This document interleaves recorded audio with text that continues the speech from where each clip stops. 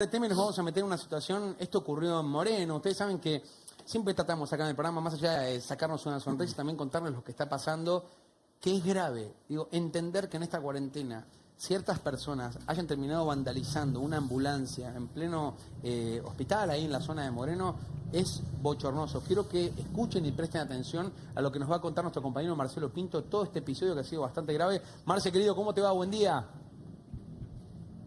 ¿Qué tal, Nico? ¿Cómo estás? Buenas tardes y, por supuesto, el enojo, la ira de una situación tan crítica y tan dramática como la pérdida de un ser querido. Eso es lo que le pasó a esta familia en Moreno.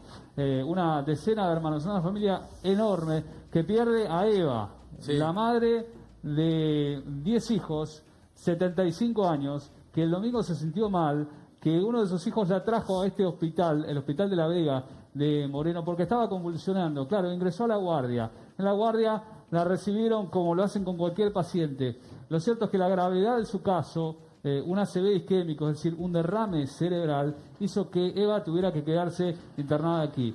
Voy a resumir y lo va a terminar de contar el director del hospital. Okay. Sucedió que se pidió el traslado de esta señora, no llegaba el traslado, se demoró y lamentablemente en la madrugada de hoy llegó la peor noticia para esta familia con el fallecimiento de Eva. Claro, decía yo al inicio de la nota, esto generó mucho enojo y mucha ira y una situación que lamentablemente terminó en la destrucción de una ambulancia. Y lo va a contar a Manuel Álvarez, que es el director del hospital. ¿Cómo estás, Manuel? Gracias por esperarnos. Bueno, ¿cómo terminó finalmente esa situación?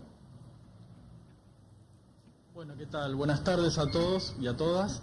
Bueno, finalmente, los hechos de violencia que se generaron, como es de público conocimiento, un grupo de personas, no sabemos el origen, pero aparentemente estarían vinculados con la familia de la paciente que falleció. Provocaron destrozos en ambulancia, área administrativa, y uno de nuestros cuidadores hospitalarios, que es parte del personal de salud del hospital, fue herido en la cara.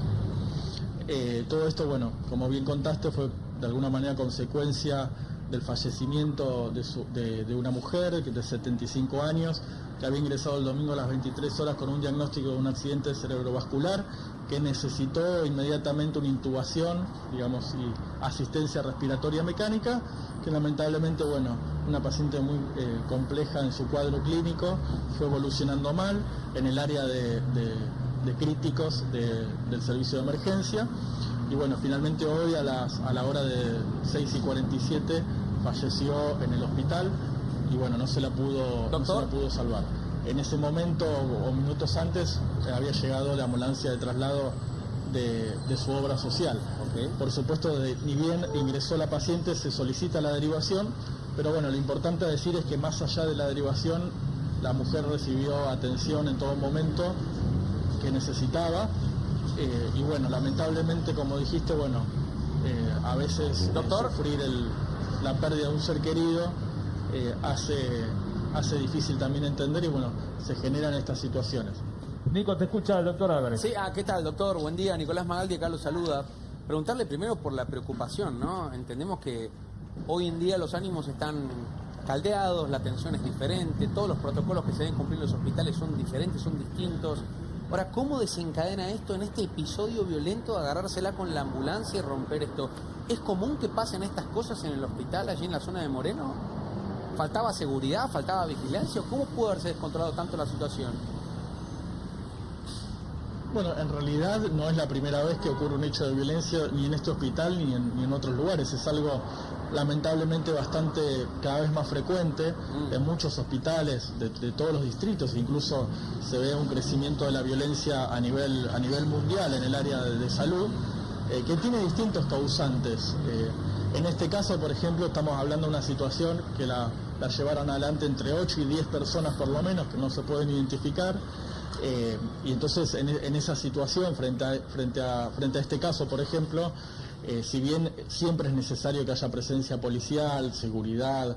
Pero que no hubo en ese momento, perdón, ¿no? Ante la triste noticia de la pérdida de un familiar, no hubo, a veces, no hubo seguridad, no había policía, ¿o qué pasaba? Porque esa ambulancia que hoy está rota, más allá del contexto, ¿no? De la pérdida de un familiar y la desesperación, es una ambulancia que hoy no puede salvar a la vida quizá a otra persona que también lo está necesitando. Por eso digo que es tan grave la situación.